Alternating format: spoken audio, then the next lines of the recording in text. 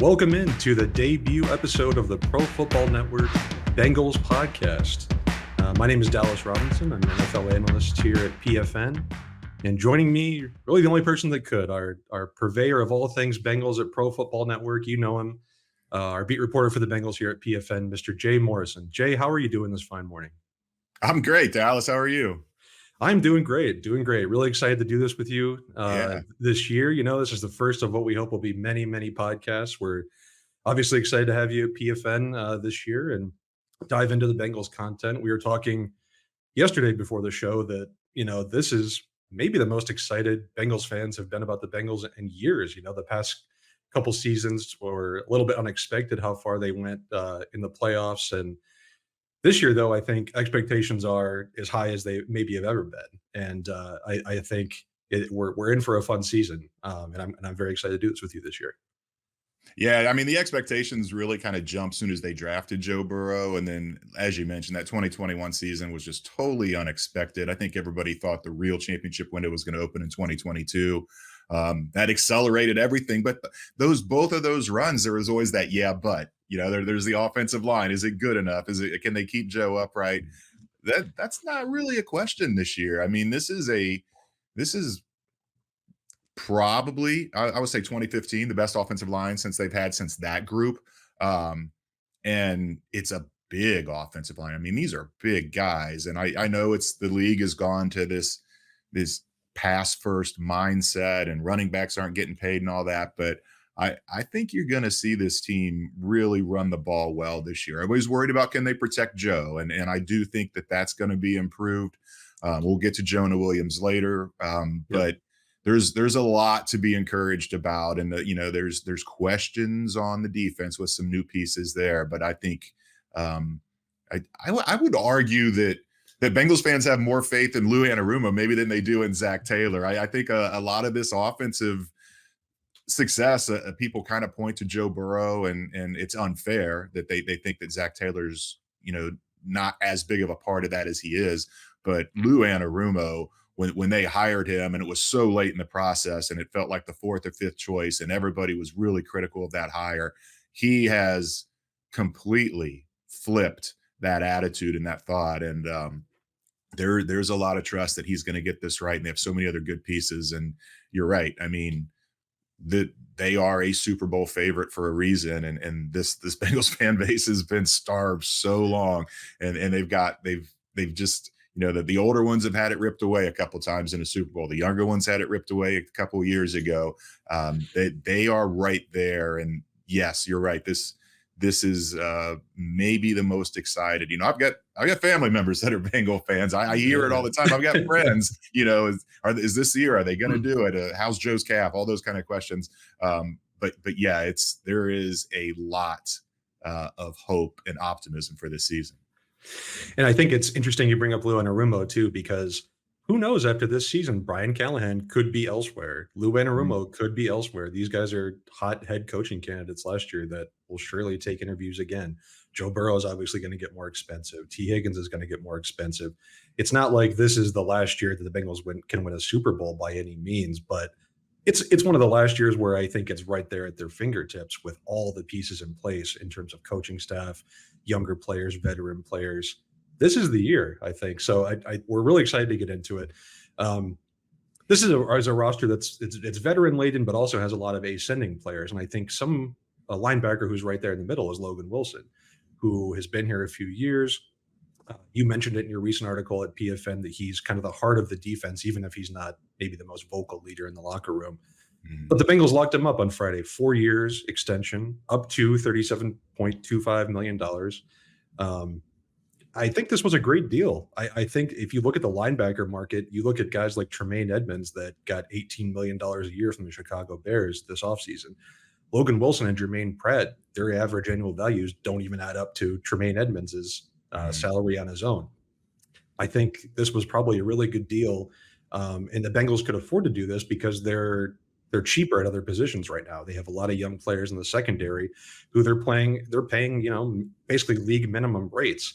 So I think locking up a guy like Wilson, locking up Jermaine Pratt, extending Trey Hendrickson. Those are things they can afford to do right now because they have so many young players in the roster who really aren't making anything.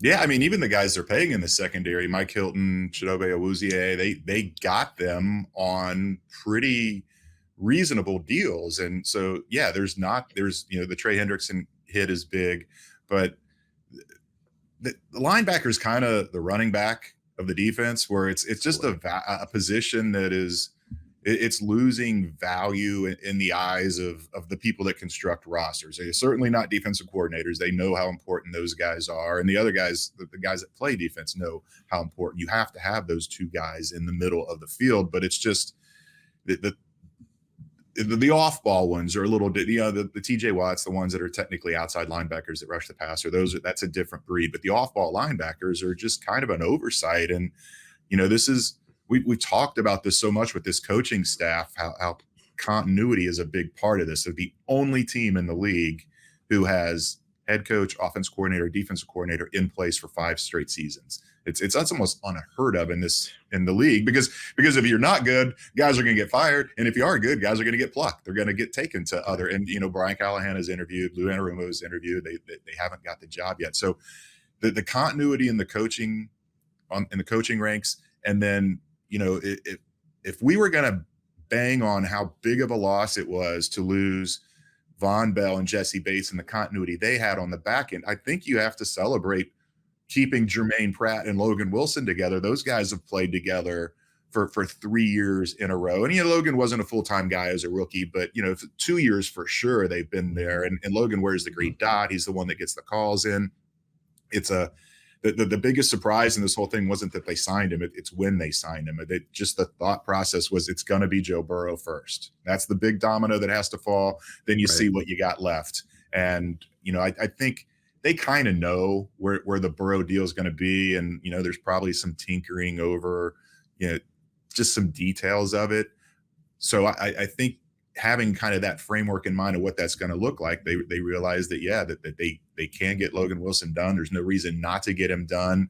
He's that big of a deal. It sends a message to the locker room that they've been sending for a while, that they are going to, if they draft you and you play well, they're going to reward you. And so it was just good to see. Logan is one. I mean, it's a locker room full of really good guys. There's no one in there that is really difficult to work with, but Logan is at the top of that list. When that 2020 season, when things weren't good, he was a guy you could go to and he would tell you what was going on. And he's just a stand-up guy. He's everything you want. He's fast. He can cover backs, but he's also a thumper. I mean, he is really physical in the run game. I go back that Super Bowl against the Rams, and what, it was 29 carries for 43 yards, something, or 23 for 49. I think it was just ridiculous how well they stopped that Rams running game. And he played an incredible game with a torn shoulder that needed surgery a couple weeks after that game. And that's why I kind of mentioned that he was the heart of the defense. You've got the guys that are the much more rah-rah vocal leaders, but Logan Wilson, I think a lot of people kind of gloss it over because of what the position has become, but that was a really key signing. Yeah, and I think the same could be said for Jermaine Pratt, is that we don't know if we've seen these guys best yet. I mean, they're in their prime right now, but I could still consider both of them like ascending players. I think there's still more to come. So to get them locked up, and especially at the rate at which the Bengals play like nickel and dime defense too, these guys are on the field all the time, 3 times, and so I expected to see more complaints about paying 2 off-ball linebackers maybe than I did actually see. But I think, as you talked about, NFL coordinators know how important these guys are, and they got them at really reasonable rates. So I don't think it's too big of a problem.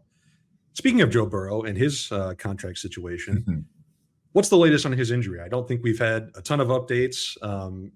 Joe Burrow said, or Zach Taylor said it'll be a few weeks. I think most people at this point are expecting that he'll be back for week 1. Jamar Chase maybe made some comments to the contrary of what he's hoping for Joe Burrow. What's the latest on Joe Burrow, and where do things stand with his injury? Yeah, there's not a lot of updates. I mean, Zach still, every time he's asked, he still says several weeks, and not from the point he's answering the question. He says several weeks from when I said it the first time, which was the day after the injury. Jamar's point about that is a good one, because he speaks from experience from a couple of different, and he's had a calf strain. He knows how Mhm. long it can linger, but then he also, it was such a topic of conversation last year when he had the fractured hip and he was cleared to come back for that Tennessee game, and he said, "No, I want to wait one more game." And they won that game. They won that game at Tennessee. He might have taken some criticism had they lost that game and had they needed him, but that didn't end up being the case. And then he comes back and he plays great against the Chiefs. He had another huge game the week after the Chiefs. So it makes sense that, Jamar knows, everybody knows, if Joe Burrow comes back too early with an injury that has a history, doctors say it's around the 33 percentile that or 33% chance of re-injuring. Mhm. If you do re-injure it, you go back to square one. Then it's several weeks from the time you injure it. So then you're talking about 5, 6, 7 weeks in the regular season without Joe Burrow. I don't know if this team, from what I've seen in camp from Trevor Siemian and Jake Browning, if this team could overcome that. So the being patient, and everybody knows these guys, as soon as they start feeling good, look at Joe Burrow last year when he came back from the appendectomy. He was nowhere near 100%, but he was out there for Mhm. the season opener against the Steelers, because you can't re-injure an appendix. Once they take it out, Right. it's out, and that's not in play there. But this is an injury that you really do have to worry about. It feels good, and then the first time you sprint out of the pocket, it happens again. So that's where Jamar is coming from. Yep. Um, I think Joe Burrow's smart enough to know that he's a guy that wants to play through anything, but he's going to listen to the doctors. He may be frustrated that he can't be out there, but he's smart enough. He understands it, and they're gonna play this as cautiously as possible. And it's people might say, "Oh, don't worry about week one," kind of what Jamar said. It's not a slight at the Browns where you don't need him to go play the No. season opener against the Browns. It's just you do need him in weeks 2, 3, 4, 5 on down the rest of the season. So that's where that's coming from with Jamar. But yeah, as far as Joe, the timeline has not changed at all, at least what people are telling us. And I think there's maybe concern about not wanting to start slow like they have in recent seasons, but Yeah. I really think you have to balance that against, like you said, you want Joe in the middle of the season, you want Joe ready at the end of the season. Mm. If you start slow at the beginning of the season, we've seen them overcome that, right? It's not the end of the world. You need him at crunch time. Um, yeah, I think I'd be surprised at this point if he's not out there for week one. That's just my thought based on really no information, but I'd be surprised if he wasn't out there. But we'll see. We'll just have to see. Obviously, not going to participate in the preseason. He's really never had a normal training camp in preseason, so we'll see how that turns out. Yeah. One thing I wonder about that, when they talk about those stats with the 33% chance of re-injury, is how far that data goes back, because Mhm.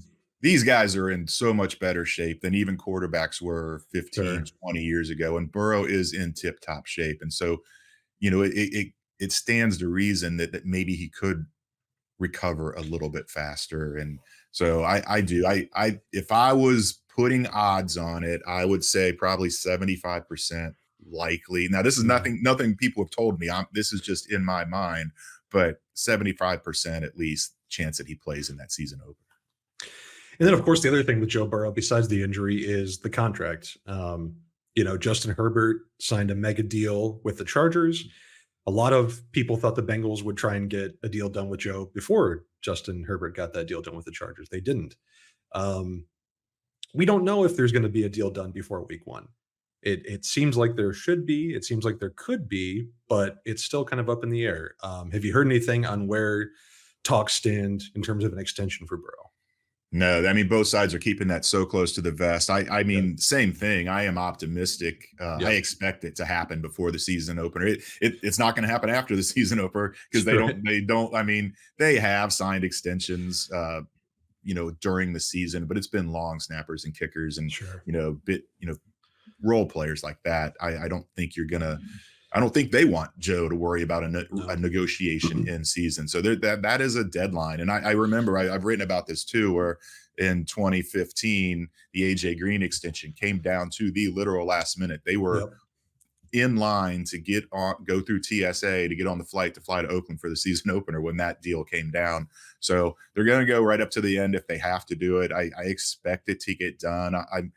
I'm guessing that the haggle here is over the guaranteed money. It's not something the Bengals like to do, but for so long we said there's this Bengals template and they just don't deviate, and you've thrown that out the window. There's so much has changed about this organization and the way it's run, even though the same people are in place. There's been some new blood with Elizabeth and Carolyn Blackburn, but they do things a little differently now. They have kind of gotten with the times, and I still don't think they're thrilled about throwing a ton of guaranteed money on this, but that's what it's gonna take. It's not going to be a fully guaranteed contract. I wouldn't expect nothing like the Deshaun Watson thing, but it's the reason they have an indoor facility with a sponsorship on it. It's the reason it's now Paycor Stadium instead of Paul Brown Stadium, where you have to put this money in escrow and have that guaranteed money set aside.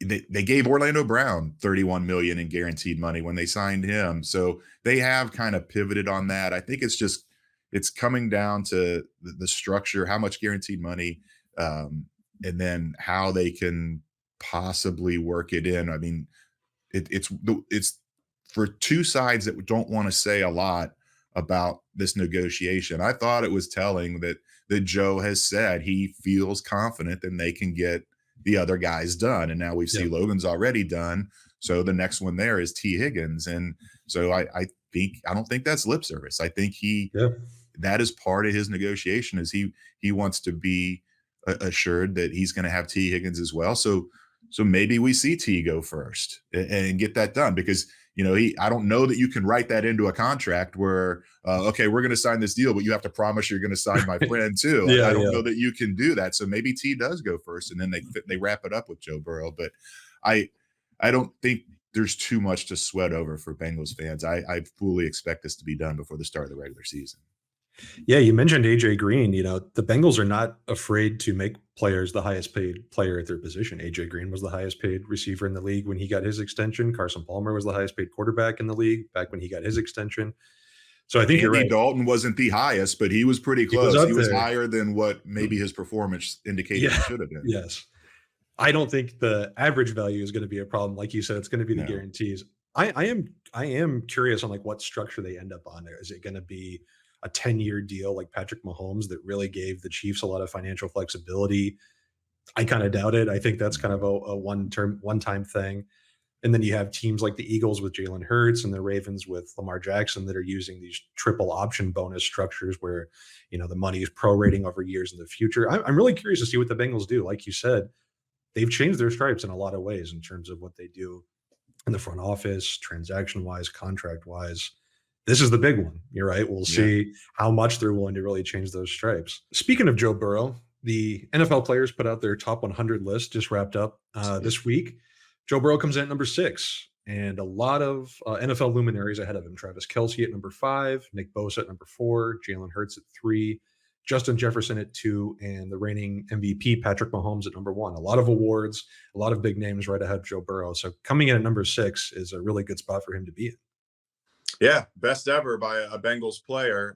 For people that have followed me for a while know I love spreadsheets. I actually keep a running tally of where Bengals have appeared in the NFL Top 100 since it debuted in 2011. And the previous high ranking for a Bengals player was at number 9. That was AJ Green in 2013.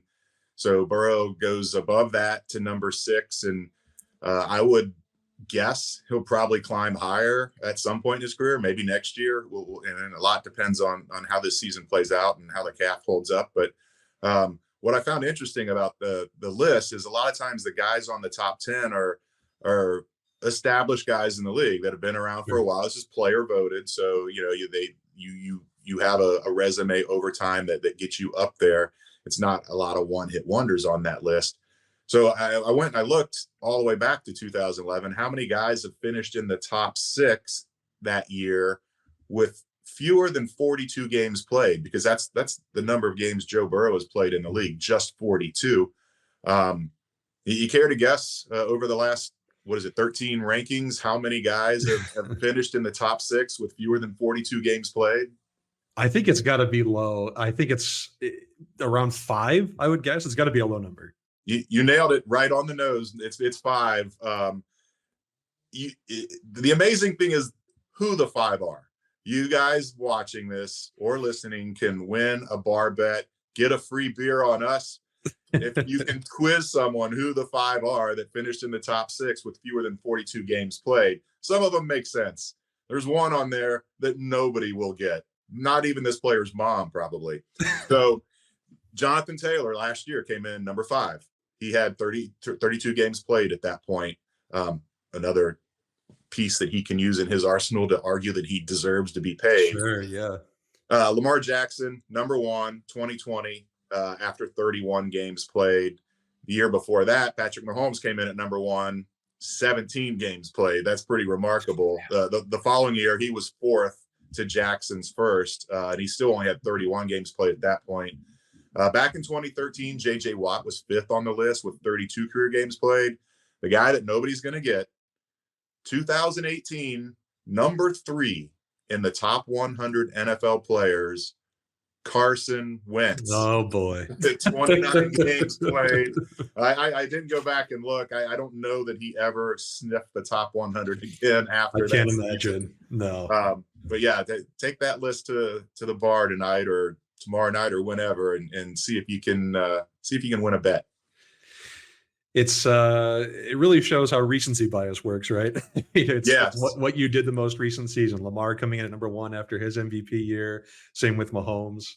I think you're right. If Burrow wins an MVP, he could be in the top 5. He could be number 1. Who knows? I think it's based a lot on what happened the previous season. It's pretty incredible, I think, to see him that high. And we should only expect him probably to go up from here. Speaking of legendary Bengals players, Ken Riley became the second Bengals player to be inducted in the Pro Football Hall of Fame this past weekend. Obviously a bittersweet moment. He wanted to be in the Hall of Fame for a long time and tragically passed away before he was officially enshrined. His family was there. His son spoke on Saturday, but it's a great moment to see another Bengal inducted in the Pro Football Hall of Fame, but it's kind of hard to deny that the circumstances around it were not that great.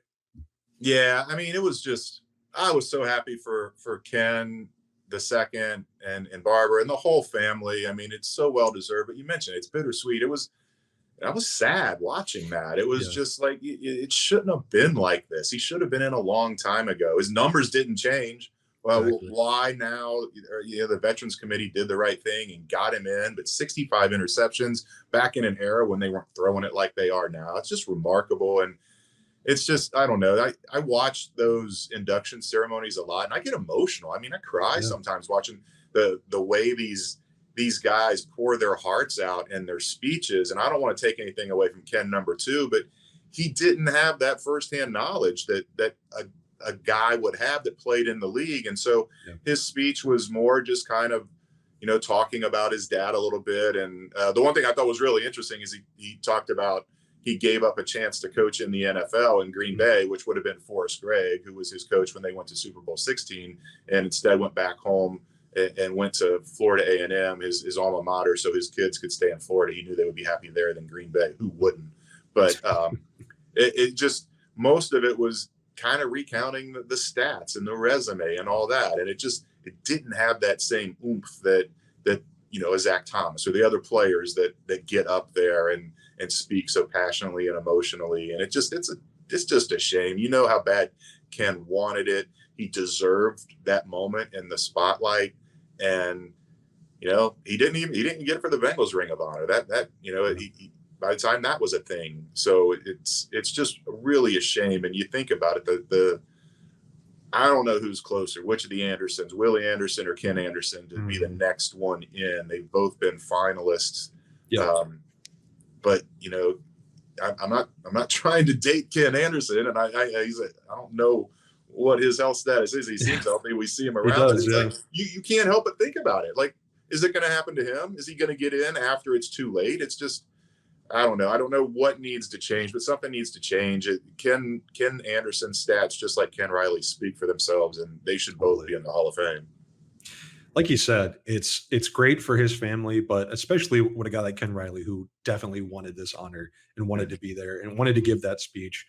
And he, like you said, he's the player that has poured his heart into the game, and he's the person who made his way to the NFL, put in all the hard work, and he wanted that moment. Who wouldn't? Who wouldn't if you spent your entire career, putting all your effort into a physical job like this?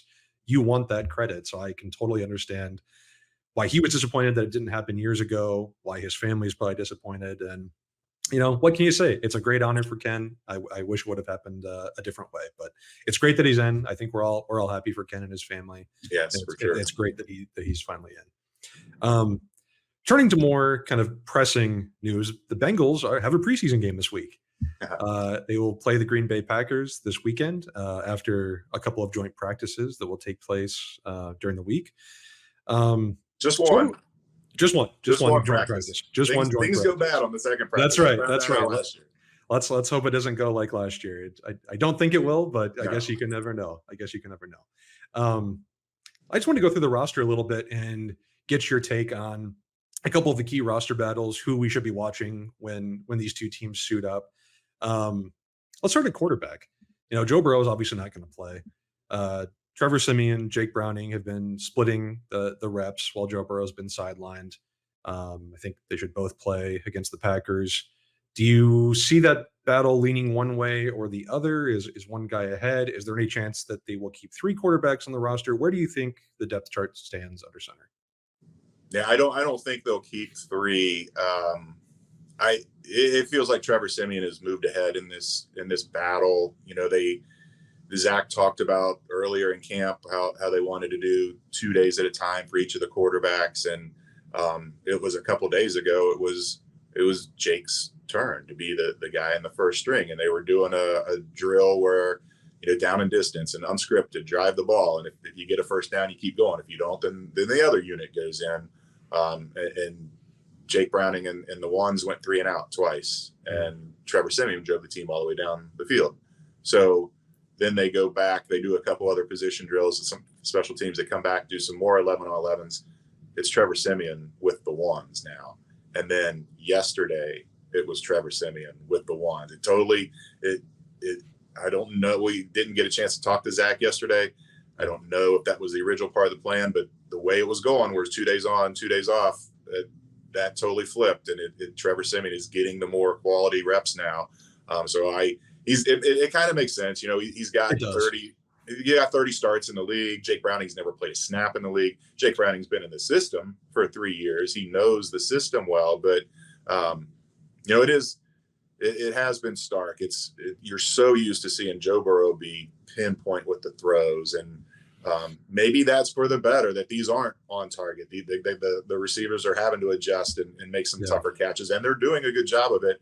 But what's really been noticeable is the outside the numbers, the throws that are along the sideline. Just it's not been the same at all. The in breaking routes, the slants, all that up the seam, those look good. They both throw a nice ball, but it's noticeable when they're trying to force that ball outside the numbers and the DBs have coverage, and that's where we're seeing a lot of the PBUs and even a couple of the picks.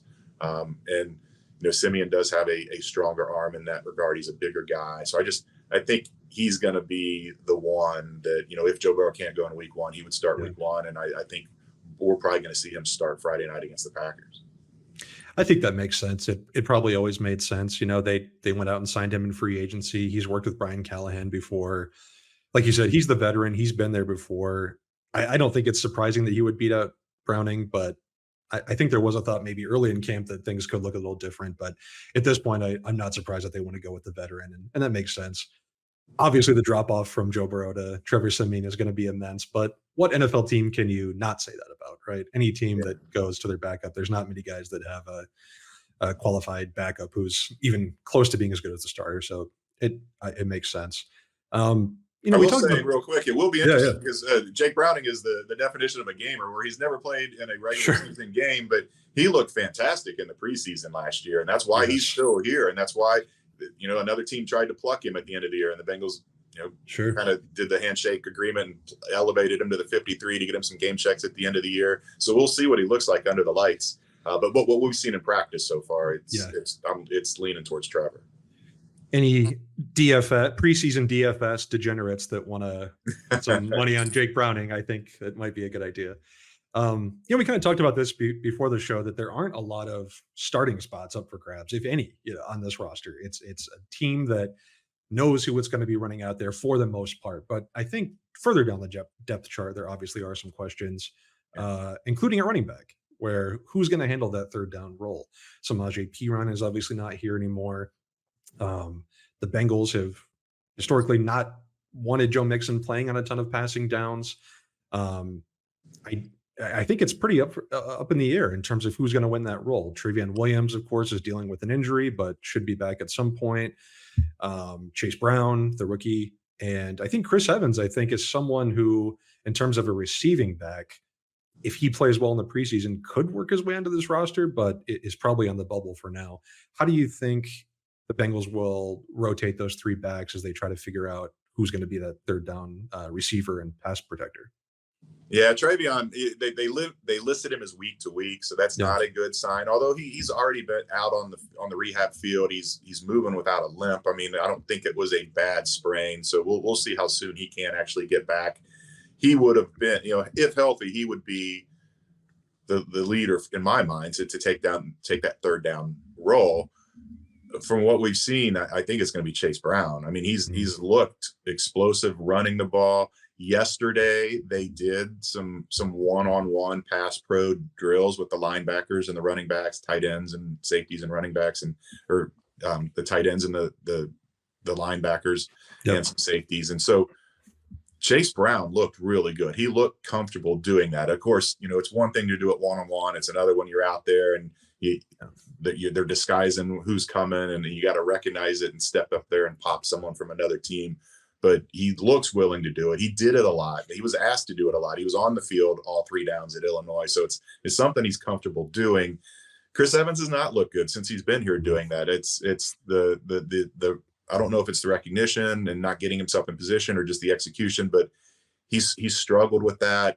He's struggled with, he's looked a lot better in terms of hitting the hole and running the play the way it's designed to go. He was a guy that used to like to bounce it a lot, and it cost in the preseason games last year. He had a couple really nice long runs, but it was because he went off script, and a tight end got called for holding because he didn't expect him to go out that way. And he's in no man's lane. He's got to grab the defender.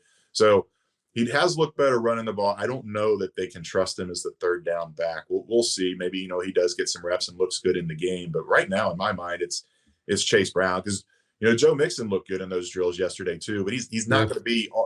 He has to, because even if you're just a first and second down back guy, you're still there. Teams still blitz on those downs, and you still need to pass pro at times. But I think you're going to see a lot of Chase Brown Friday night against the Packers, and potentially at winning that third down back job, depending on when Trevion can get back and get into the fight. And he's not the only, rookie that could see a lot of time during this preseason. If we move to wide receiver, I think Trenton Irwin has probably solidified himself as something of the wide receiver 4. If one of the top 3 goes down, I think he'd probably be the guy to step in. But Charlie Jones just returned to practice after suffering that minor injury last week. Andre Yoshivas you've written about it, really, really blowing up camp. Obviously one of the most athletic players in the draft this year. Where do you see those guys fitting in during their rookie season? I think obviously they'll see time on special teams, but do you think they'll have a role on the offense, or is it more so just in case of an injury? Yeah, I'm leaning towards the first 2 53-man roster projections I did. I only had them keeping 6 receivers. I think it's going to be 7. I think you're going to see Charlie and Andre Yoshivas both make it. Now, Andre might struggle to be active on game day, to be a part of the 46. Sure. He's looked really good as a gunner at times, but that's still a big step for a guy he was the big man on campus at Princeton, and he wasn't asked to do special teams. And if he's gonna be that seventh wide receiver, he's gonna have to do a lot of special teams. So not just run down the field as a gunner. Yep. So we'll see how he can develop there. But I do expect him to make it. Charlie Jones, a couple of days ago, made just a great catch going to the ground, and then he missed. He left with a shoulder injury, and we all thought it was that play. And he said yesterday that it was not that play. It was the play after that one, kind of hand fighting with the DB and got his hand swiped. And then that's what caused the left shoulder injury. Good news that he only missed 2 practices. He was back out there yesterday. He didn't participate fully, but he was catching punts and he was doing drills on air. I don't know if we're going to see him Friday night. Wednesday's joint practice with the Packers will tell us a lot, because if he's going full in or participating against the Packers in that, then you can expect him to play Friday night.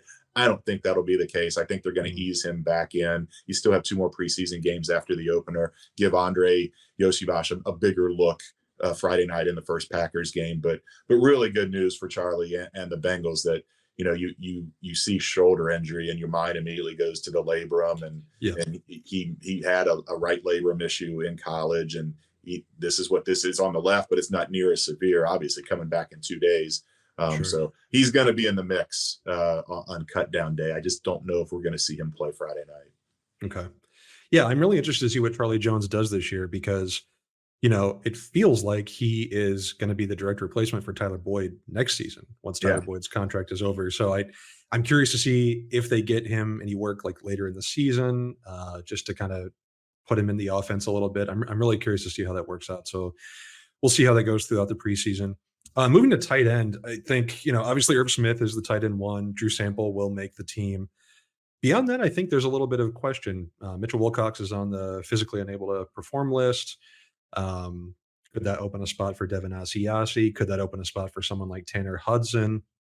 I thought this might be a spot where they would sign a free agent at some point over the summer, which they never did. You look at the free agent list, it's not great. A guy like Mercedes Lewis just came off the board, who went to the Bears on a 1-year deal. I thought that was someone they could have maybe looked at.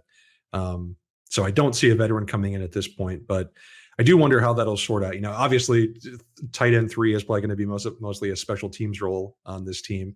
But I am kind of curious to see how that will play out. And along the offensive line, I think the only question may have been at right tackle, where Jonah Williams and Jackson Carman were competing. I don't really think that's much of a question anymore. Who's going to be starting on the right side? It looks like Jonah Williams has probably sewn up that job through training camp so far.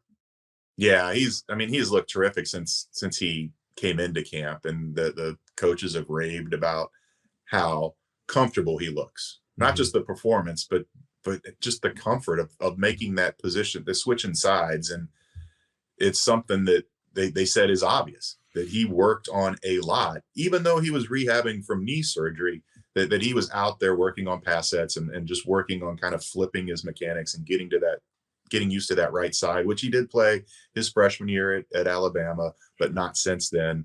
So, you wondered if Jackson Carman could make this a competition, but that just really hasn't played out. For whatever reason, Jackson Carman just doesn't seem to perform well in training camp. This is 2 years in a row. His rookie year, he gets beat out by Xavier Su'a-Filo. Last year, he gets beat out by the rookie Cordell Volson. Now he's going a big battle, and it felt like the light had come on, and then he did play really well in that Buffalo playoff win. But it hasn't been much of a competition. Now I still think Jackson Carman makes this team as a backup, but I'd be stunned if it's not Jonah. I think you can already write it down. I would have been stunned even before camp started if it wasn't going to be Jonah Williams, just knowing who that guy is and the attitude he came in with when he finally did report for mandatory minicamp.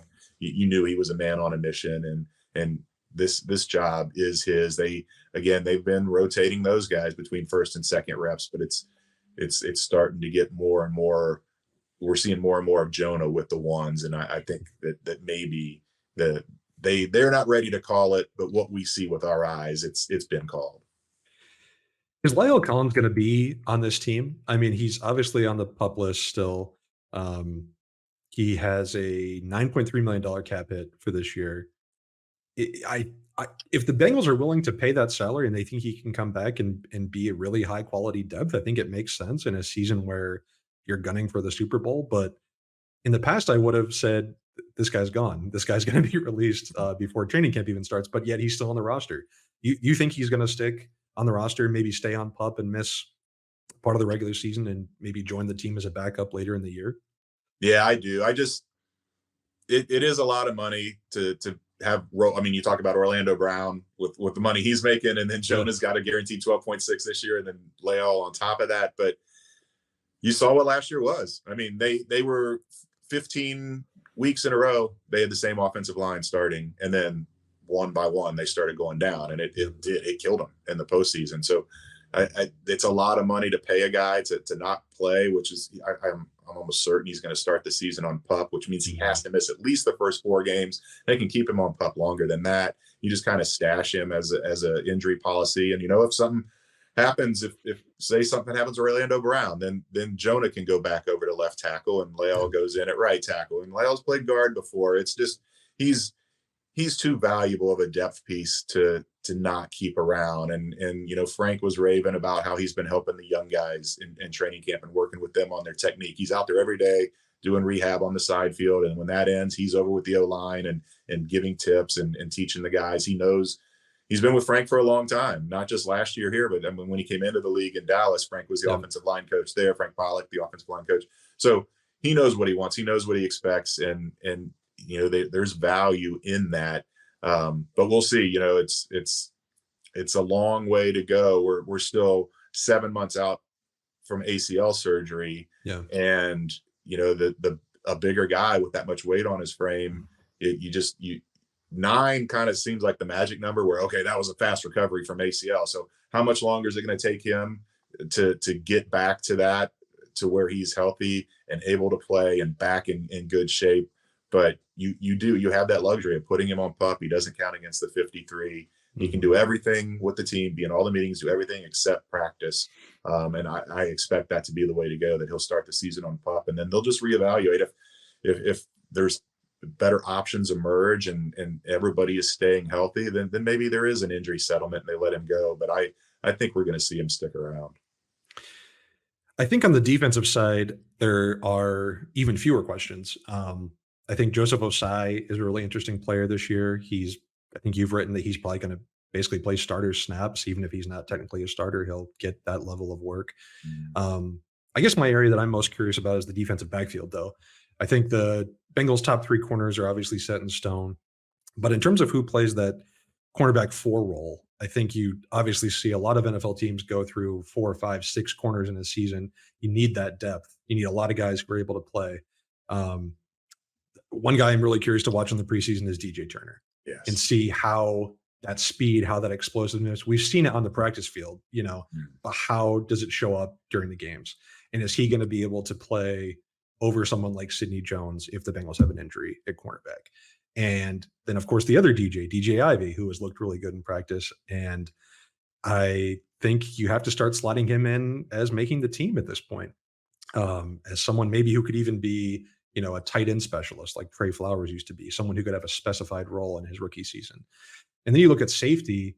Obviously, the Bengals have Dax Hill and Nick Scott are going to be the starters, but Jordan Battle's got a lot of praise as a really smart player. Tyson Anderson is a guy who's in the mix.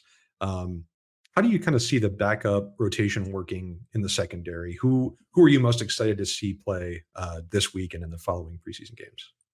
Yeah, for me, it's DJ Turner and DJ Ivey, because DJ Ivey has looked really good. You expected it with DJ Turner. I mean, he's so fast, and he's a second-round pick, and he just had that pedigree where you expected him to come in and make some splash plays, and he's been terrific. But DJ Ivey's been a bit of a surprise. I was not expecting him to play the way he has.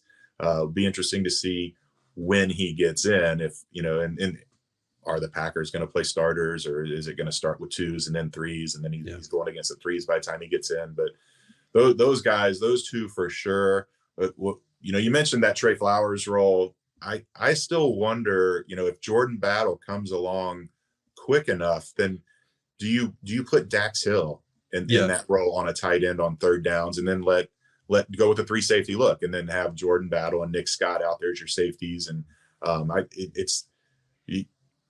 it's like you never really know, but everything's on the table with Lou Anarumo. Yes. I mean, he just comes up with these ways to mix and match and put the guys in the best position.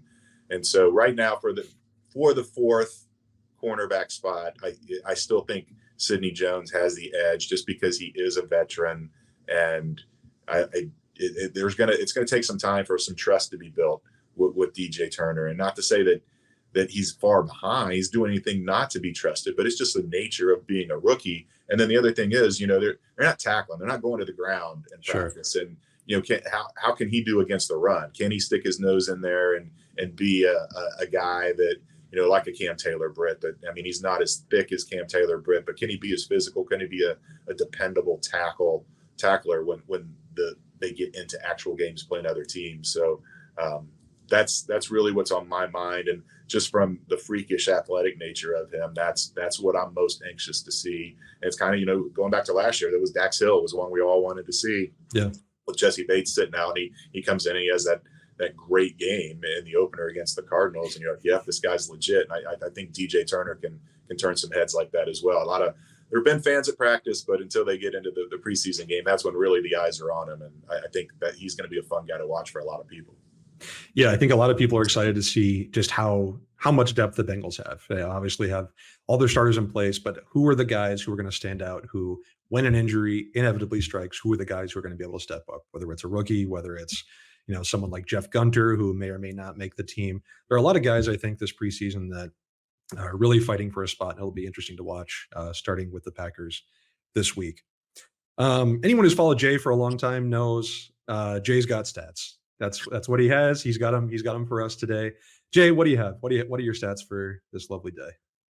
Well, DJ Ivey is going to love, or he's going to love these stats because, you look at what this team has done, and since Zach Taylor and this staff got here in 2019, they, not counting this year's class, obviously, because we don't know yet, but they've had 33 draft picks, and 31 of them have not been cut on cut down day. And that's not to say they all made the initial 53, because, Jonah Williams was on PUP, and there was guys on IR, and there's, a handful of guys that didn't make the 53, but that was because of injury issues. The only two guys that this team has drafted since 2019 that were cut on cut down day was Deshaun Davis, who was a 6th round linebacker in 2019, and then Jordan Brown, who was a 7th round cornerback in 2019. The last 3 drafts, every single draft pick has survived that final cut, whether it be making the 53 or being on an injury list. So, it's getting tougher because it's becoming a deeper, more talented roster. It's harder to crack, but with that history and with DJ Ivey, the way he's played, and even, you put Yoshivash in that, I didn't have him making the 53 on my initial 53 projections. I only had him keeping 6 receivers, but the way he's played, you put enough on tape, whether it be in practice or in these preseason games, and it's a risk where you cut these guys. You don't want another team to pluck them. So I think that's a pretty remarkable stat. It would take way too much bandwidth to go through and look at all the other teams to see if anybody else has that kind of track record. But for the Bengals, 31 out of 3 is pretty impressive. And it goes back to what, the Bengals have always been a team that the coaches are very involved in the scouting at draft time.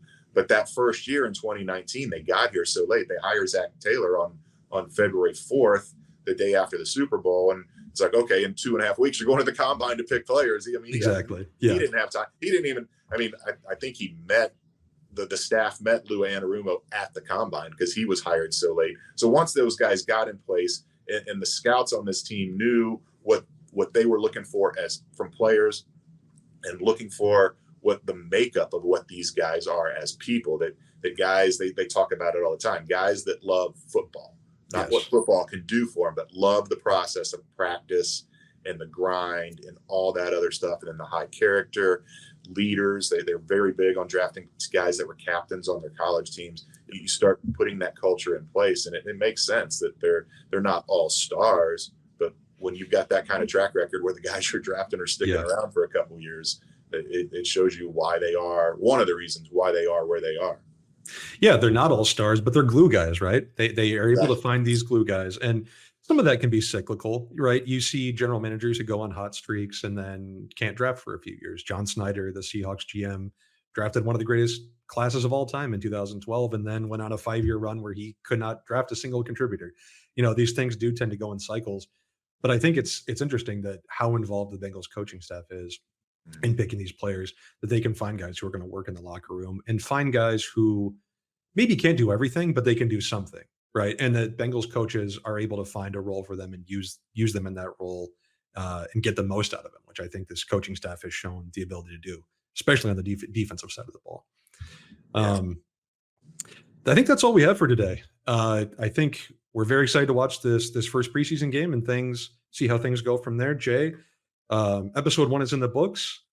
Anything else you'd like to say before we sign off?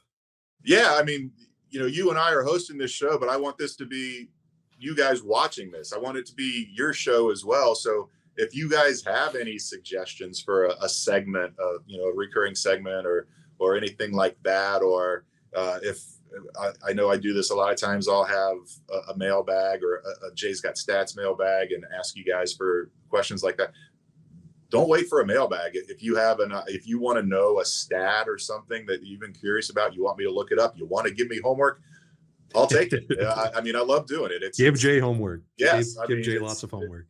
It's not like I don't like my free time, but I love my work. I love stats. I love spreadsheets. So I like digging into that stuff. So again, love to hear the feedback, what you guys would like to see more of, and we'll try to bring it to you. Absolutely. We plan on being here every week through the season, through the postseason. As long as you'll have us, we will be here. So that is episode 1. We will be back again next week. You can find Jay at @Morrison on Twitter, and obviously go to profootballnetwork.com to read all of his Bengals coverage. You can find me on Twitter at @DallasDRobinson. I'm also on PFN covering the NFL at large, and we will see you next week.